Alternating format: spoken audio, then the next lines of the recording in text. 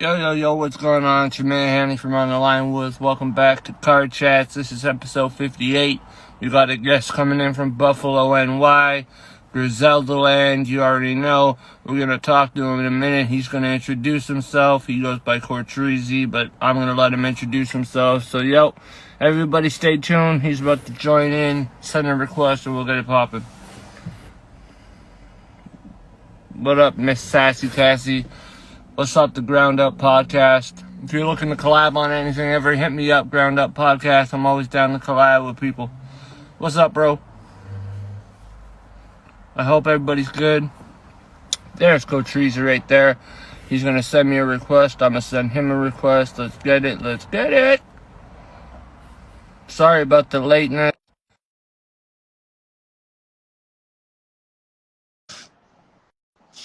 But, it's fucking... life be all full of ups, downs, lefts, rights, like a fucking Ali fight. Yeah, bro. Yeah. How you doing, bro? Man. Yeah, man. I'm good, man. I'm glad that I can finally have you on the show. I know that we connected like last year around that time, and like things just came all over. I had so many other things going at once, bro, and I totally lost sight and translation of our conversation. But once I saw your name pop up again on my list of people to send like things to, and I'm like, oh shit. So now. The point of it is the universe is meant for us to connect, and we're here now. So that's right. It's much better timing. Much better timing. There you go. You got a lot of music out. I was peeping it last night, and I peeped stuff before when we first connected, but I took a more thorough look last night, man. That North joint is crazy. I love that beginning, bro. I appreciate that, man. I was like, oh shit. I appreciate it, man. I try to, like I said, I just try to do little small things. I got like some ad libs that I got from some people from the UK and Jamaica, and I just try to do something different, man. You know how it goes for so many artists out here. And you just try to keep yourself, organic. You try to keep yourself organic as possible, you know what I mean? So I really appreciate the love. I appreciate everybody listening, man. For real. That motivates me all the time, you know what I mean? You have ancestry and descendants in Jamaica, I'm assuming? I saw the flag. I saw the lion. I knew, bro. I got an island folk out here that I fuck with, bro. A lot of Trinidadian and Tobago people that I fuck with. So I know an island boy. When I see one, man, not those white island boys, not the white island boys. I'm talking about the real island boys. Yeah, I got it, man. I saw your eyes pop up for a second when I said island boys. Like, you better not be Sorry, I'm not academic. I don't put those guys on my shit for free. Oh, fuck that. Yeah, I appreciate you, bro. Like I said, besides, Jamaica to me is like my second or third home, right? Like, so I'm actually a beach boy at heart. Like, I love being in the sun, love being in palm trees. And fortunately, my dad worked hard, and he blessed us to be able to go there every summer since I was 2 years old. So some people who they might be island boys, but they'll get here and then they won't go back to home. They won't go home for years. So fortunately, I was able to spend a lot of summers, literally 2-3 weeks every year. It's from 2 to 19, and I went back a couple times on my own. So yeah, I try to incorporate that as much as I can, but I also keep it thorough, like where I'm from. We talked about that. I'm from Buffalo, so I really kind of rep that more than anything. You know what I mean? So, before we jump into the music, I want to ask, how's the vibe in the music scene out in Buffalo feel pre-Griselda to post-Griselda? Man, pre-Griselda. I said to you earlier this week that Buffalo's always had fucking underrated spitters from NY. Most underrated spot in NY, bro. Mm-hmm. Thank you. Yo, I appreciate that because not a lot of people recognize that. You know what I mean? I grew up on a time where, the last person that was getting love from Buffalo in the music scene was still Rick James. You know what I'm saying? So, but we used to be kind of overshadowed by the New York City vibe, right? You know what I mean? Like Dipset and G Unit and, you know, all the artists, of course, big homie Jay-Z, like they never really even, like, some of them never even like said Buffalo or came through Buffalo only for like a show. But like cats like Jadakiss and the Locks, they used to come through and they would see, like, I remember like Conway was in the streets for real. So I remember like, yeah, I remember like going to shows and seeing Conway like, you know, hold it down for him. Like they didn't want nobody coming to Buffalo getting robbed. They didn't want nobody, they wanted respect. And with the new age of music, right, where we can, like, now it's like you can listen to any artist. You know, shout out to my boy. I got people from Buffalo coming in. Shout out to my boy Buffalo. Yeah, shout out to my Buffalo. You know, yeah, we were talking about, we came in right on time. We came talking about Buffalo right now. And literally it just took, man, it just took one good artist and one, you know, chance. And really it kind of started pre-Griselda. The first person to come out and really put us on the platform as far as hip-hop was Westside Gunn. Because he was doing shit in like 2010, 11, and 12 that most of us, like, he was ahead of the game even then. He was putting out vinyls then. He was putting out, like, or he was, you know, teaching us how to do art then. You know what I mean? Like, it was really amazing to see him work and then get that national notoriety. Westside you know what I mean? The most artistic and like creative control yes, he is. Type figure in that whole dynamic of Griselda. And like I had to say this too, for being from Buffalo. Being from Buffalo is like, it's a small town, right? So if you don't know somebody, you know somebody that'll know somebody. Yeah. If you know what I'm trying to say. Bro, so like we heard about, yeah. So we heard about Westside Gunn, but at the end of the day, he's certified. Like he was doing fair time with Sly Green. Like these are street legends. And then he came out, and like before, people don't know, he'll be in like Paris, he'll be in France at Fashion Week, like things like that. And then he set the standard, got Griselda going, bought Conway. Benny was doing his underground thing for a while too. Benny's like my age, right? He's like 36, 37, but he's been doing this since he was 16. Like he was putting out CDs you can buy at the corner store and rapping. And then again, he got caught up too, right? So then all of a sudden it was like they were doing their own thing. And then, I mean, Eminem came, signed him to a couple of deals. Jay-Z, I know Benny's still under the Rockefeller out, like Jay-Z's album and shit like that, label and shit like that.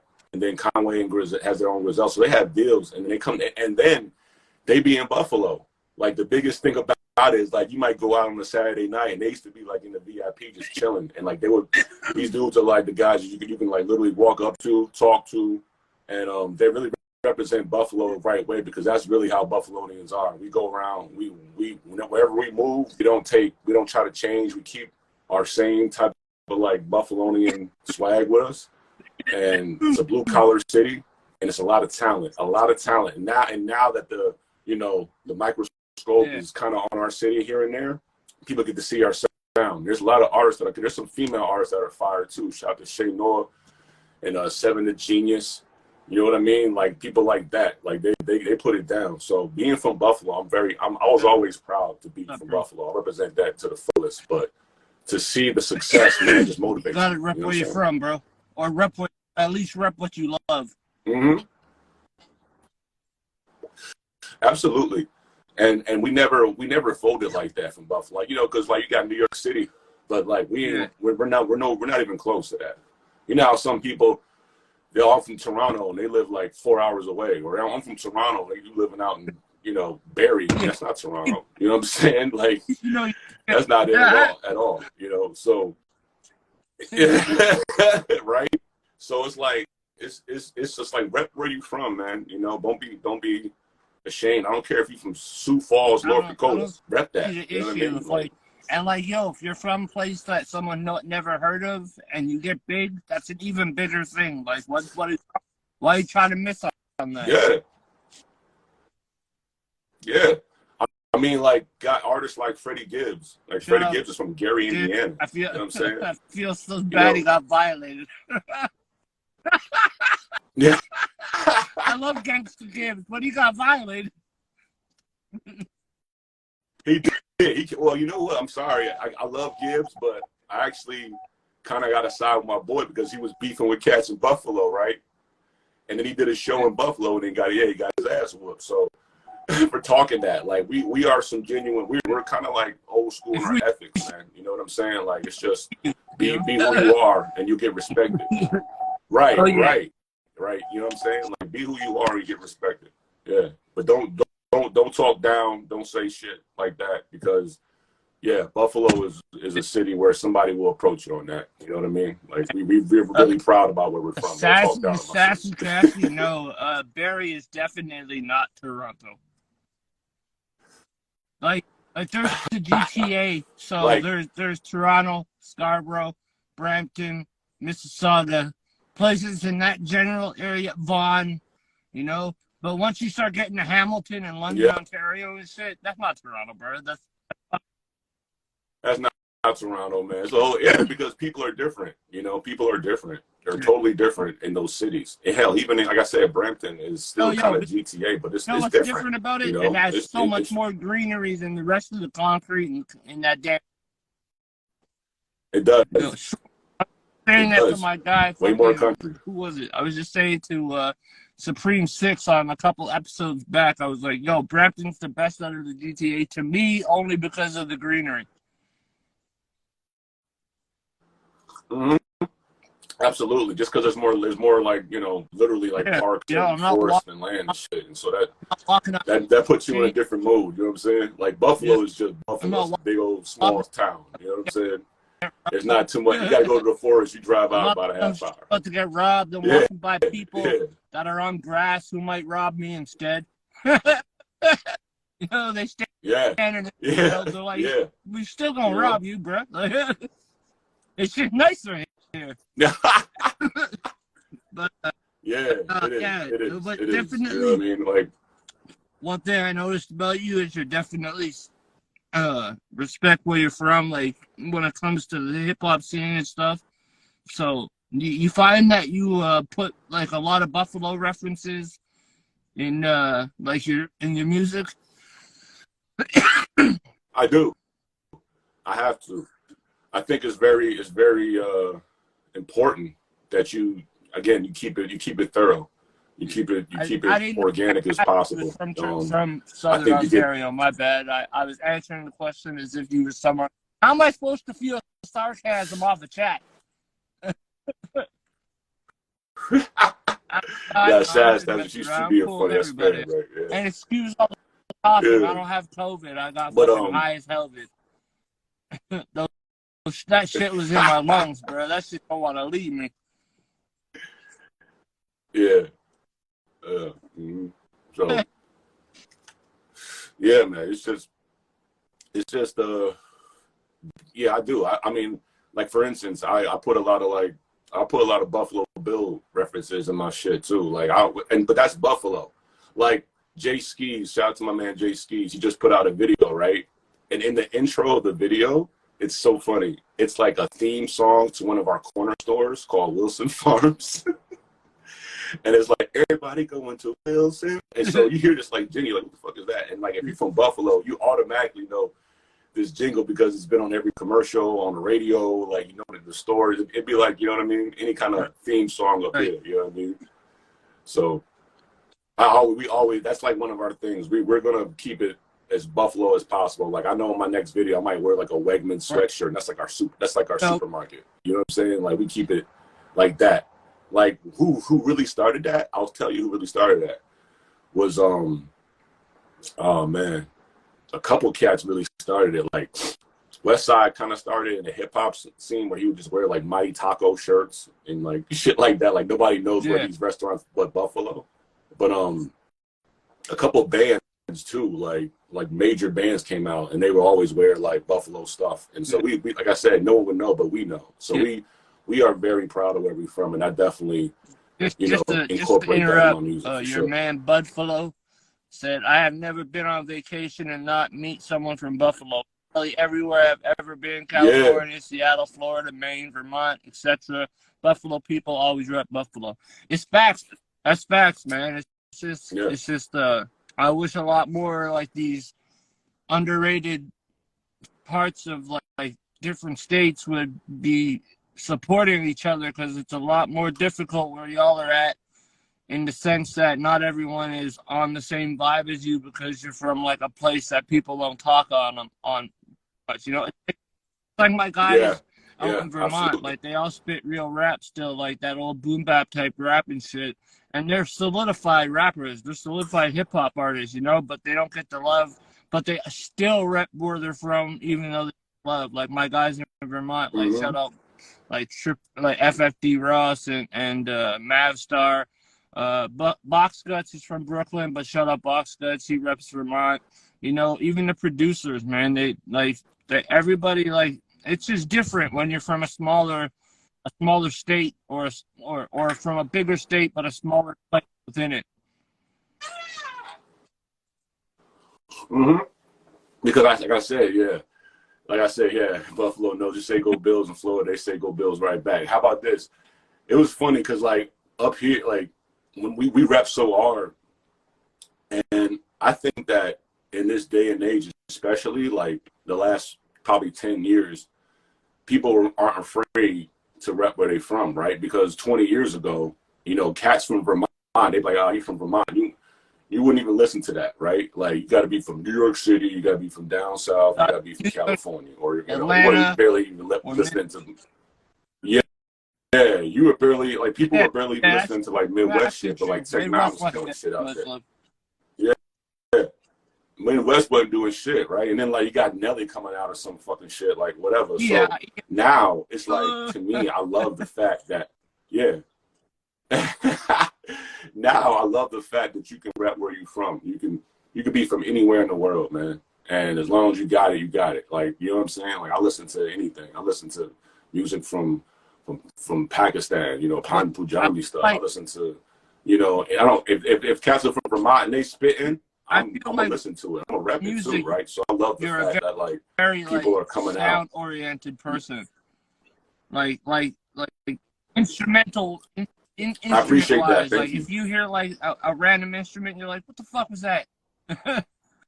You know, like.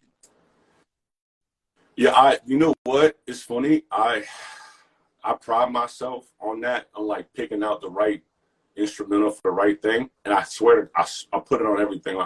I think that skill came from as a child. Like, I always was the songs that I liked, most of the time they were like, the mainstream was like, all right, but it was always those black sheep songs, right, that I kind of liked, that like kind of unique. And so when I pick out beats, it's kind of the same way. I really kind of adjust to like what my sound really is, you know what I'm saying? Like, I know some cats, they'll just get a beat pack and you can hear they forcing the song. They're trying to put a project together for the hell of a project together, you know? They're trying to, but then that's where they get lost, and their creative process gets lost because they're just forcing shit out, dog. Yeah, shout out to Count Classy. You said the same what up, Count Classy? Love the playing field. Count Cassie, shout out to my king, man. How you doing, yo? Major right there. I appreciate people that are in this chat right now are followers of yours. So obviously, if you're not following me, give me a follow. I follow everybody back, and if you want, definitely hit me up. We schedule it in, no problem, no issue, no talk about nothing. It's when do you want to do it, we get it done. Yeah. So I'm open to anybody and everybody that's doing art. So hit me up. And if you're back, this is episode 58 with with Cotrese out in Buffalo, NY, and we're just talking about how he uses a lot of his sound knowledge in regards to like instruments in the music, repping where he's from, etc., etc. That was that part of the interview, and we're continuing on for the people who watch after this. It's just posted on the profile. But with that being said, what like instrument do you find your favorite in a beat? Like, if you get yourself a custom made beat, what instrument are you aiming at first? Yeah, I'm a hit. Oh, shit. I'm high, but I got questions. I love like it. No, I love that. I love it. I'm gonna go. You know what? I'm gonna go with the bass guitar. Nice. I like the bass. You know what I mean? I gotta hear that. I gotta have that thump. Like, you know what I mean? I gotta have it. Like, my music, I really want, even if it's just slow ride shit, I want you to be able to thump that. So I really like that. Like, I probably, if I had to play, I want the bass. Like, I listen to the bass. And then sometimes I ain't going front though. Like, me being the East Coast, if I can get like a beat, like, you like North, right? You know why I like North? Yeah, yo, that saxophone. Nice. That's what I was, bro. Yeah. Yo, that saxophone is crazy. I remember when I performed. Listen, I wish you were there. I was in Buffalo. I was performing in a lyric. It's just, I was in Buffalo. I performed that track, right? And that's how I knew I had a good one, because I remember I just did it the first time, and I remember I had some artists in the corner, like right on the wall, and I remember that beat drop, and they were just like, you know, when a New York dude was like, ooh, like when he really like says like whatever. So I caught him doing that. I was like, all right, bet, I think I got a good one here. But what it really is, I guess, the bass, to answer your question, it would definitely be like the bass. And then like, on a high level, probably like the saxophone. Man, for some reason, like when I find those, like I've heard, not a lot of them, but I've heard some hard hitting beats, and you hear that random acoustic guitar, and I'm like, how the hell did y'all fit that shit in there? Like, have a fucking slapper, and then like this acoustic guitar just fucking playing in the background and shit. I'm like, yo. But I love the acoustic guitar. Like, I like out here, like there's City and Color, like that's the artist's name, and like his real name is Dallas Green, also a performer name that he has. But man, like this man has got acoustic guitar. If I could make an acoustic hip hop record, I would make with that guy and that guy alone. Just like my dad out from the GTA. I don't know if you've ever heard of Shad, but like he's like a rapper's rapper, like, you know, technical, fucking just straight hip hop, like for the love of hip hop, just that's why he does it. And like he did a whole album with City and Color, and when I found that shit out, I was just like, yo, I was like, what the fuck? But I gotta check that out. I gotta check that out for sure. Slap, bro. Yeah, can I say send that over? But yeah, definitely. I like acoustic guitar, but yeah, saxophone and bass is a good answer. That's something that I would probably choose too. Yeah. Yeah. It's weird because I remember I played when I was in middle school. I played I played the trombone and the tuba. So I kind of like, I played the trombone, and the tuba. Don't ask me to play. Listen, don't ask me to play that shit now. But like, I just love that sound. Like, I gotta hear that. I was a smoker through high school, man. Like cigarettes and some weed. So like, I don't think I'd have the breath for it. And I was fat, so like, not a good mix. Yeah. Fat, smoker of both type of things, and you want a tuba? Fuck out of here. Don't play the keyboard. Don't play the keyboard, you motherfucker. Sure, I do wish. I mean, I can still start playing the trombone on that. But I do. Yeah, I'll play. Yeah, I definitely get with the keyboard. You know what I'm saying? I think we can all learn how to play piano. But yeah, like I said, my boy Art. Y'all connected. Yeah, that's what I'm saying. Count, we know. You know what I mean? In the cut. I had to listen. It was hilarious, man. Because like I started playing the trombone. I think it was like 6th grade. You know what I'm saying? And I played it for a while. I didn't really want to play it. I hated lugging that thing around, especially the tuba. The tuba was fucking huge. This thing was like 50 pounds. It was crazy. At least you had a chair in the bus stop. You know what I mean? Yeah. Tell me you didn't use that fucking big ass thing as a chair. I did. I sat on it all the time. Like my mind would get pissed off because I would end up breaking the box, right? Shit was so big, right? I'm glad I smoked. I can't buy you nothing. This episode's been pretty fucking funny, man. funny, educational about the artist, and still dope. Just conversating with them. So I mean, it's got the perfect 3, man. It's like Kool-Aid with sugar. I appreciate it. Yeah, I appreciate it, yo. I appreciate that. That I've ass, man. No definitely love, been straight up. I checking mean, your like I music said, out. I was more in depth with it the last couple of days while we were planning this. I didn't appreciate go that. and check what your most recent release was though. So you want to tell people what your most recent release is? Yeah, my recent release, I just dropped a single called Razor, and Gotta Move Sharp Like a Razor. I did a video. Shout out to my man Flex Films. I know I'm gonna tag him in that one. If you ever, he's GTA all day. Great visuals, and we just did a video. I did that track probably like a year ago, so I can perform in it. But basically, just staying sharp like a razor. But again, Selassie Souljah 2 is already done, so I'm gonna drop that pretty soon. Y'all stay Selassie tuned. I'm Souljah, talking you about said? next. I'm gonna give it So about a month. obviously, like Yes, blending in your Selassie Souljah. descendancy from Jamaica and stuff, right? Yeah, it's like really it's Jamaica, Yeah, but it's really on top of the Rastafari, right? And yeah, and literally, I take the Selassie, I say Selassie Souljah because I'm taking a stance like more of a lot of artists who rap Rastafari are usually more reggae, right? Like they're more reggae and they're more like peace. Some are peace and love, but there's some who are kind of revolutionary, and that's when I get in. You know what I mean? I always say like there was always protectors and everything. So I pride myself on being a Selassie soldier, a Rastafari kind of like a soldier, the ones that guard, the ones that stand firm. You know what I mean? And take care of the ones that's taking care of the elders, right? Taking care, just like what I'm saying. That's what you're doing on a personal level, like taking care of family. But I know what you're saying. I feel you.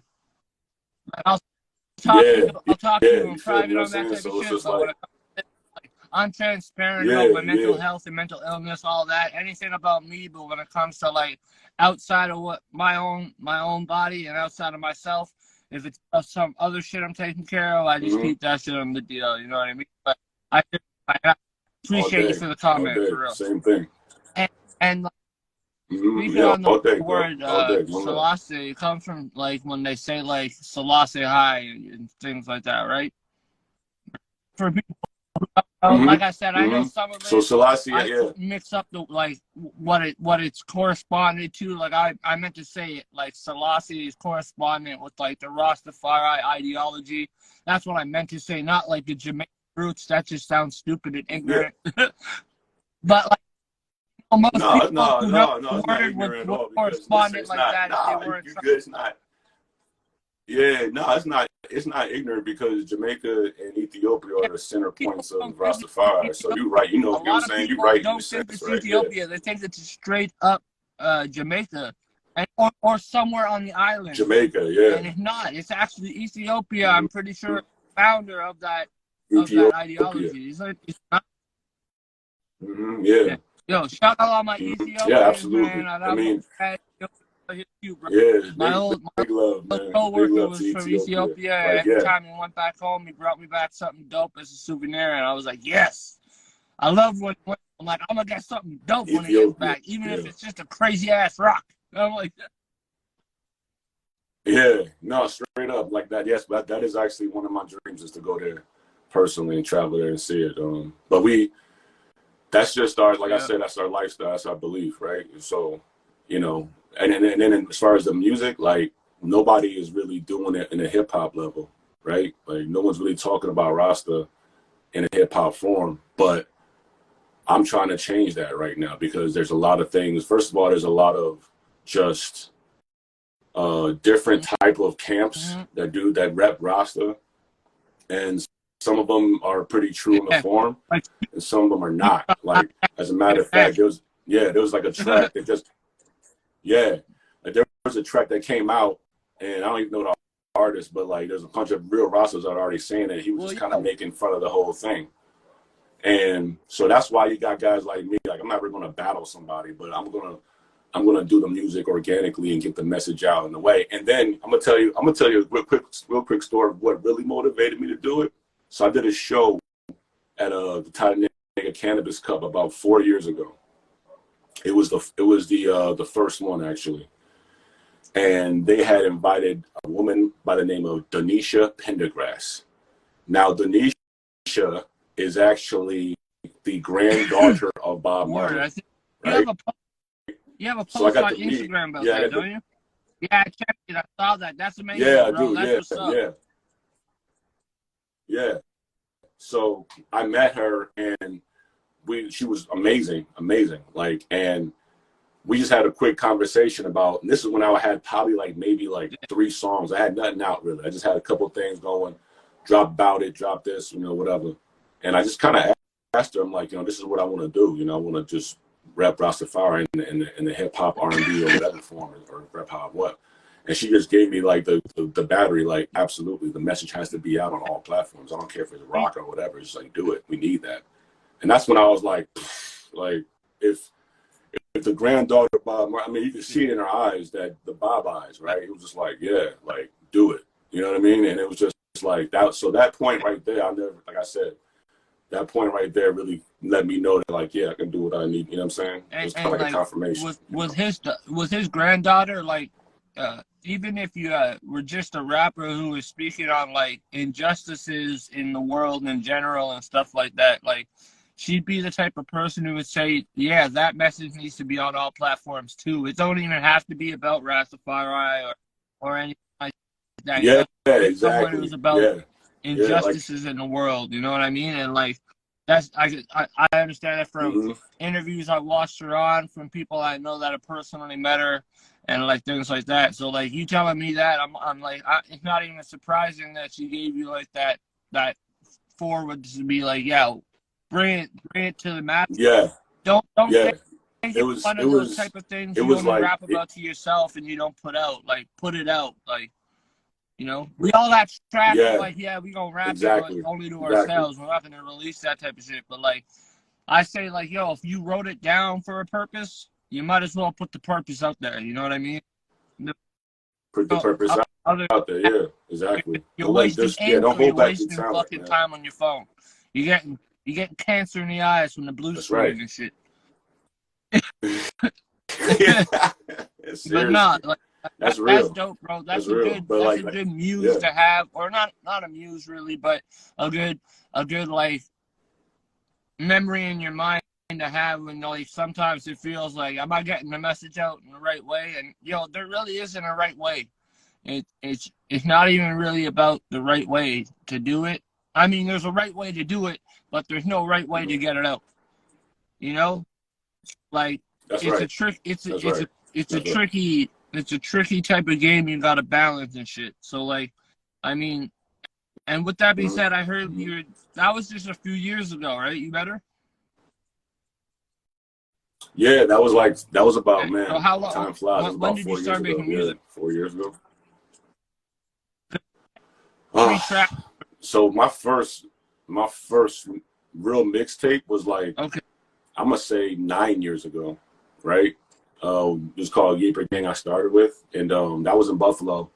And basically, I knew I wanted to do music like this entire time. Right? I played just because I have one quick question, I don't want to lose it. My bad. You mentioned earlier, you said you're 36. You're 40. So I'm 40. So you started in your 30s then. So this is the question I have for people listening and watching this. Because I've had this question with my guy Holden Stefan Roy, who does that Bridge the Gap podcast, Behind That Suit. Go follow him. Shout out my guy Holden Stefan Roy. I'll tag you in this. But I had a question when I was interviewing him for my podcast. He started making music at the age of 25. He's obviously older now. But my question, and his question at the time of coming into music was, I believe, was along the lines of, is coming into hip-hop and putting stuff out at the age of 25 too old to be starting a music career?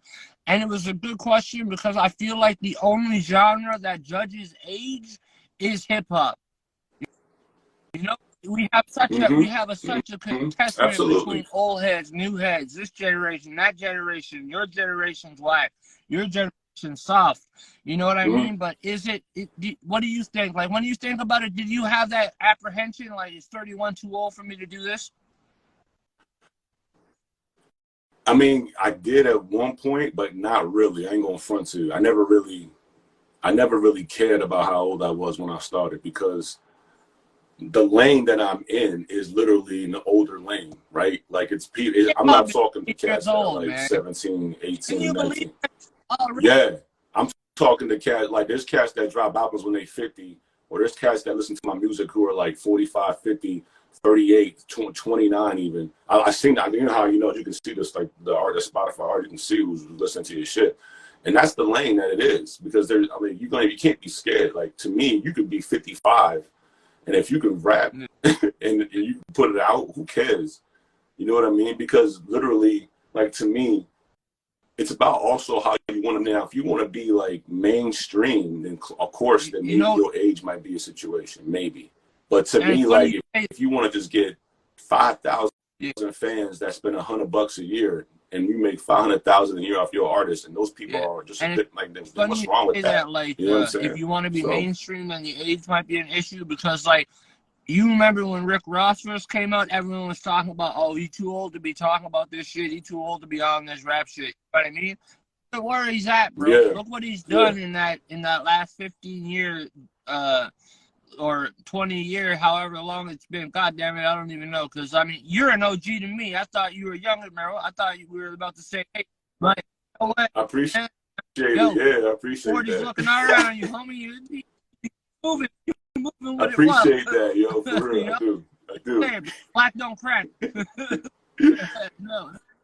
It don't, man. It don't. No, I'm getting younger women than I could. I appreciate it, for real. Shit, but like, that's what I mean. Like with the Rick Ross thing, we think about that when people say that, it stays in the back of someone's mind. You know what I mean? So it's like when people and hip hop are saying these like connotations that are just kind of just prejudice in an ageism, or even when it comes to women rapping in a sexism connotation, man, it stays in the back of these new artists' mind, even if they're not only 16, 17, going into their 20s. The people that are older who want to come out with shit, who feel like, yo, these young cats are dope, you know, and I don't agree with much of the old heads who are saying they're whack because of the way they do their style and shit, but that one older gentleman or female that is trying to put out music has a better vibe to making music than all these younger cats around them. That's right. Where's the issue in that? Why are we putting this person down and demeaning them and belittling them? What's the point of all that? Like this, everybody loves to say hip hop is a genre of love, but like, bro, I haven't seen that in a long time, man. It's very contentious. It's feeling more threatening, more hostile than anything. You know. It is. It was like Conway and them. That's why I say like dudes Kanye and them. Not Kanye, Conway. Like, just because you're from Buffalo, I'm going to be bringing up Griselda for the reason factor. And I'm a fucking Griselda fan. Yeah. So, like, look at Conway's age. Look at West Side Gun's age. Benny's younger. Yeah. These guys are like 36, 37. And if we're going to be real, West Side Gun's probably the favorite among them all. And he... the older ones, but no one wants to bring that up. The old heads aren't talking that shit there. They're not saying nothing about that, you know, because Benny rolls with them, so he's all right. You know, he's an OG already. Even if he was 22 or something, they'd be calling him, you know. And that's not how that's not how it works. He's not an originator. He's not an original gangster or from that era. So you know what I mean? Right. Like that's what I'm trying to get at. Is like when we say we're trying to be something, and I'm talking as a hip-hop community as a whole, because I'm part of that still, and I was part of it 10, 15 years ago when I was making music. So back then I felt love was more reciprocated than it is now, because I feel like when I drop the shit I'm supposed to drop shortly, it's going to take me a little bit to get what I was getting when I was younger and dropping the same type of Dipset style shit that was coming out. But now, if I'm just straight dropping emotions on a like hard sample beat, like from a Dipset era, I'm not gonna be getting the same love that like I would have got if I came out on some straight bars and punchlines on a drill beat. And no disrespect to drill artists and all them, you know. Shout out to like Pop Smoke, R.I.P. bro, like all the dope drill artists out there, like Female Foreign, all of them. Shout out to them, you know what I mean? But you notice how like they're all young. Well, a lot of them are young, and everyone's calling all the older cats that fuck with them are calling them OGs already. It's like, what I can't process it. Yeah, I think that, like I said, you know, this new generation, they're quick to put labels. You know what I mean? Shout out to everybody, man. Shout out to NPK, shout out to CCC, Taurus, private name, private number. These are big people, man. These are really good people. I appreciate all y'all. Make sure my man to follow. I got a couple people in here are on my end, like Sir Beat a Ho, 3000. Yo, go check in with my guy Cortrezy, man. Everyone that's following me, hit me up. I do interviews. Appreciate you. We're about midway of the interview. We're talking right now about how there's a lot of labels put on things in the hip hop community when we're one community that likes to say that hip hop is an all love generation, you know, but it's been far from it in the last years. And you can just you don't even have to say that based on the labels. You can just look at the way people are killing each other. Yeah, absolutely. It's not like how it used to be, man. You know what I mean? It's really, I mean, it's really aggressive. It's really aggressive, and it's really, it's super aggressive, and you know, when you sit in here, like, you really don't want to hear that shit all day. You know what I mean? Like, I'm from the era where that's all they were talking about. You know what I mean? But like the new generation, the way they're saying it now, you're just like, yo, he probably gonna, when he recorded this track and left the studio, he probably really went and did that shit. And I actually feel for people. I mean, unless Styles P or Kiss was saying it, then I was like, yo, yeah, they might leave the studio and fucking let that shit off. Yeah, exactly. But I mean, these guys are getting detail about what they're doing. You know what I mean? Like, I went to a block and I killed them. Like, come on, man. Like, for real. Yeah. So that's the thing. It's the new generation. Like I said, to me, the biggest word I keep coming up with, especially people who I'm around, is just ethics. There's none, right? And that's why it's like it's a salute to the people that, you know, you can. To me, I still keep it a little bit not aggressive, but I talk about protection. But I'm definitely not going to be out of here talking about getting a thrill of shooting up something, because at the end of the day, you know what I mean? Like, really, we talking about that all the time. We really need to talk about that every day. I mean, trust me, I respect it. I'm listening to shit. I'll be in the gym listening to the most aggressive music ever. But then I don't really want to hear aggressive ass music on a Friday night when I'm, you know, smoking and relaxing and doing my thing. So that's literally, you know, there's a lane and a genre for everything. So when we do music, you don't gotta be like that. You can be positive. You can be, you know what I mean? We came up from that generation, like, you know, guys like Mos Def, Talib. Those artists never violent, aggressive, or threatening. And bro, they didn't need to be. Black Dot, Q-Tip, Questlove, like. It's just like these people don't appreciate it, Count Classy, for real, because like literally that's just simple stuff. So like I said, there's a lane for every single person to be in, and you don't have to change. Like, I'm never gonna change my style for nothing as far as what I'm talking about, especially. You know what I mean? Because just because people are like, well, if you really want to get on, you gotta talk this. That's you see like what you're doing right there. You're just starting to sign your soul away right there as you're doing it. Like, you're changing your shit. Like, you know what I mean? So I'd rather not do that. You know what I mean? So that's it. And that's also the Buffalo on me too. Like, you know what I mean? We have, like I said, Conway and them, they could talk about it because I know exactly where May and Walden is. Like, you know what I'm saying? I was going to church at the Fruit Belt. Like, I'm 3 blocks away. You know? West Side Gun and shit. So like, I heard Kanye the Machine before everybody heard him on that first Eminem what they did. You know, like yo, have you heard this guy? I'm like, oh yeah, bro. Like, you know, like I like I fuck with above ground, but I'm usually underground, man. Like, but yeah, exactly. And like, you know what? Conway also, when you think about it, people have also forgotten. Look at what he's accomplished. He's older, right? But this man got shot. This man got shot in the back. Yeah, this man got shot in the back. Yeah, and after his face is literally paralyzed. He's rapping like this. Overcame. Yeah, bro. He's rapping like this, and he literally and you don't even like notice it anymore.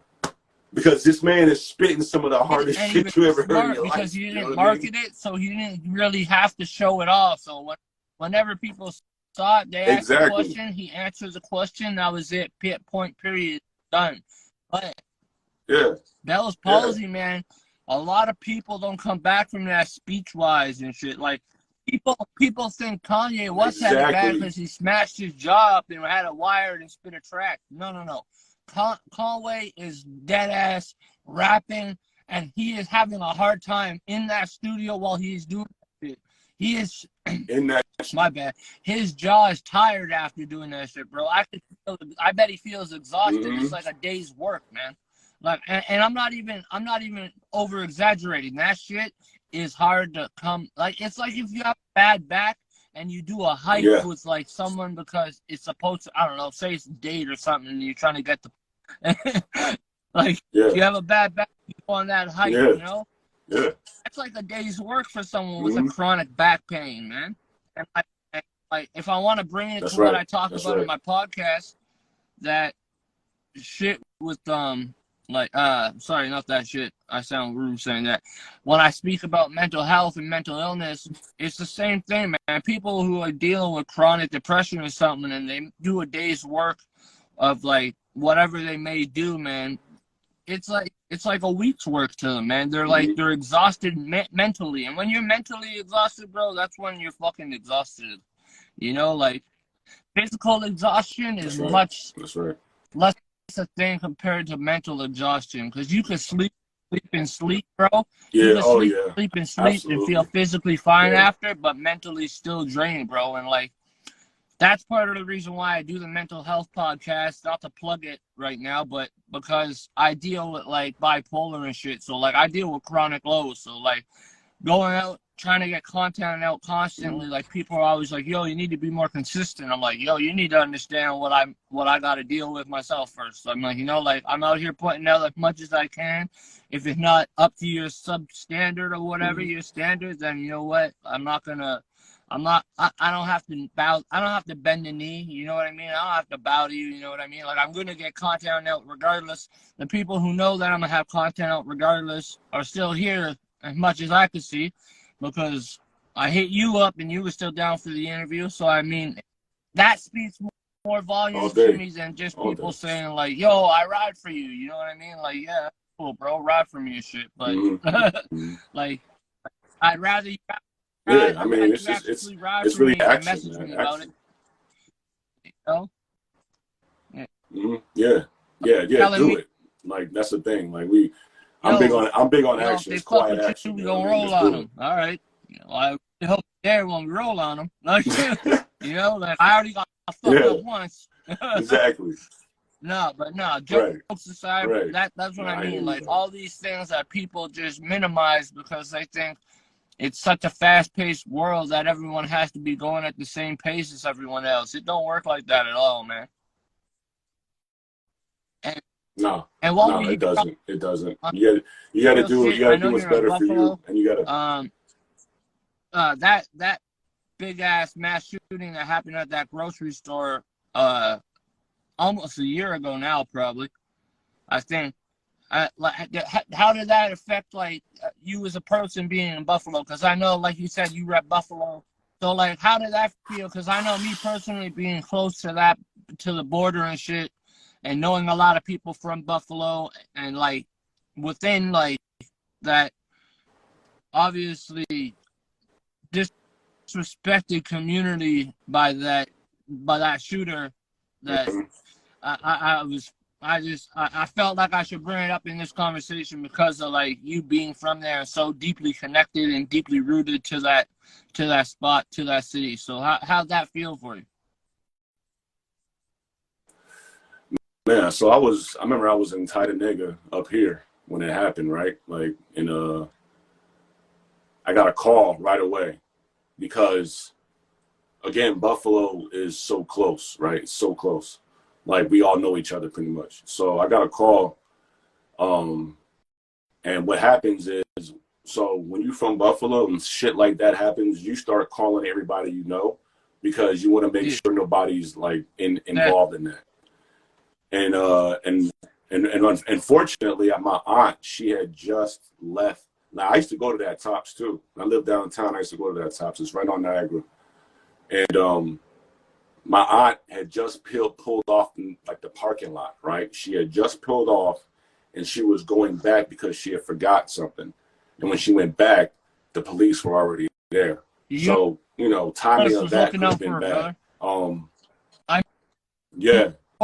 It was for sure. Now, how I felt about it, how I really felt, how I felt about it, it was like obviously anger at first, right? Because that Tops, I was explaining to people, I did this talk in Hamilton right in front of City Hall. And actually, when it happened, like 3 weeks after it happened, they wanted me to talk in City Hall.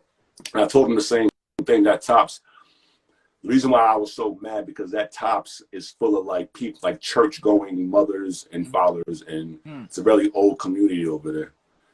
And the reason why we were so mad on some street shit is that if he would have just walked out and made a left and walked up, let's say 500 to 1,000 feet, somebody would have lit him up the moment they saw and would have done like that. So he picked this specific spot because it was like, again, it was a bunch of, older people who, like, again, church going sisters and deacon and deaconess mothers, and he went in there and did it. So again, we've gone through a lot in my city. I'm not gonna lie about that. But we are also some of the strongest people, I think, on the planet because we took it. We got the awareness out that Tops is still open, and fortunately, like he killed 8 people, and literally the people who they were all good people too, right? So it was almost like the soul. It was just really an awkward situation because you're like, why would you do that? He got arrested and didn't go up that street. Yeah, and that was the biggest thing too. Is like he's very fortunate. I don't know how the cops did it. Like I couldn't have been a cop there. If you replaced the dude, and changed the skin tone, bro, you know what the fuck would have happened. I mean, absolutely. He wouldn't have had a chance. He would have been done. Yo, shout out to Aspects, man. Oh, yo, you know my dog Aspects? Yo, man. Yeah. Bro. Shout out to Aspects, bro. Aspects is a fucking legend, bro. Aspects is doing everything and anything he can. Another man with the acoustic guitar that I would love to fucking work with, man. Oh. Yeah. Listen, Aspects is a one-man killer. He do everything, man. He just finished a tour with Red and Meth. He has a tour coming up. Well, a small tour. I think it's a reservation tour with Snack the Ripper from Vancouver. Which and shout out to all the indigenous Aspects, real proud of the indigenous in Canada. Everybody, land back. Give them what they rightfully deserve, man. Like we're on native land. You know what I mean? Like people hate to talk about it, but it's facts. But shout out my guy Aspects, man. He's definitely a legend. He was there back in the day when I first started making music. And like he always, he never did not show like love. He was always like, "Yo, you want to do a track with you?" Actually, I think we did a track. We did do a track. We did a track with Paragraph, Con, Cancer, you and me. That's who it was. I was at the studio down on Canatech, and I was like, "Yo, can I jump on this?" And he said, "Yeah." So yeah, I remember. Shout out for that track. I gotta find that track. That shit was hard. That's fly, yo. For real. Hell yes, land back. All day. I definitely got to get Aspects on here, but he's definitely someone I'm going to bring on the actual podcast that deals with health and illness. Yeah, but same with you, bro. If you ever want to get on the actual podcast and talk like on some mental health things and shit like that, if you have any. Hell yeah, bro. I would love to talk trying to get as many greats and as many people that people haven't heard on the show. We got a huge lineup this year or this season. We got DJ Yella from NWA. We got Raz Cass. We got we got the new cat. Well, not new cat. He's been rapping for a minute, but Merkham's out of Arizona. I don't know. Have you heard Merkham's? Yeah. We got. I got an interview. Merkham's in the vault. I got I just did one of his label mates, King Nova from Long Island. He's dope too. So yeah, anybody that's following, anybody that's not following me, follow me. Anybody not following Cotrese, follow Cotrese. We'll go with a couple more questions before we cut loose. But with Razor being your most recent drop, what's your plans for a project? You said Selassie Souljah number 2. Yes, Selassie Souljah 2. Like I said, I had Razor and a couple other tracks I released are already, they're part of the album, but I'm a fan. It's already, like I said, it's already done. So I'm just really just fine tuning like how I'm gonna release it. You gotta do a little bit of cover art release listening party. Man, let's get it, bro. Let's get it. I love that. I love it. So I got some good tracks. And I'm not gonna lie, bro. I'm not gonna lie to you. Selassie Souljah 3 is like pretty much 75 to 80% done. Like especially when I get back in the studio. With your consistency, bro. You have fault, man. You got shit. Yeah, I appreciate you got one in the chamber and you got the rest in the clip. So you always have to have that. Yeah, you always have to have that consistency. And that's another thing too. I learned that from the music people and the G's. They're like, listen, when you start, make sure you can keep on going. You know what I mean? Like, don't start and then like take 7 years off or 5 years off. He's like, so that's what I was saying when I was started first releasing. I want to make sure that when I bust and release one, then I'm ready for the next shit, right? And that's what kept on going, right? So I'm fortunate enough to really, again, keep that consistency. And how you doing, Alan? Man?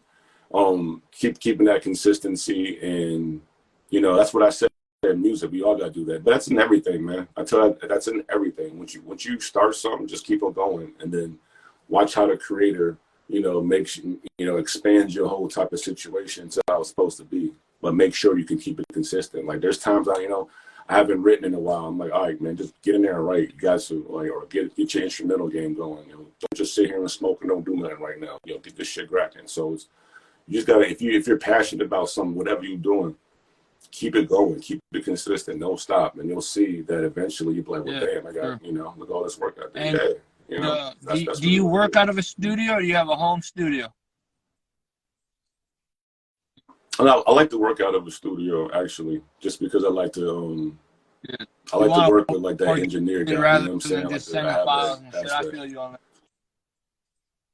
Yeah, but I come prepared, right? Like when I come to the studio, that track is written and rehearsed hundreds of times, and I'm ready to, you know what I mean? So when I go in there, it's like rapid fire. I get 3 songs done in an hour. Like, you know what I'm trying to say? So, fortunately, like I said, one day, hopefully, when if things get better, I'll be able to like just get in the studio because there's nothing like being in the studio and hearing it and then like writing in there, but then like this is costing me money. Sure. So it's like, you know what I mean? Like there's times I'm paying for by the hour. I'm not in there trying to just smoke and just write unless I can. But I come in there very prepared, very professional, and I want to get because I want to get it on. I want to get it on track, and I want it mastered. I want to hear it, and I listen to my shit like 1,000 times before I said, okay, we got it, right? So it's just with anything, we got people in here who got their own businesses. They know,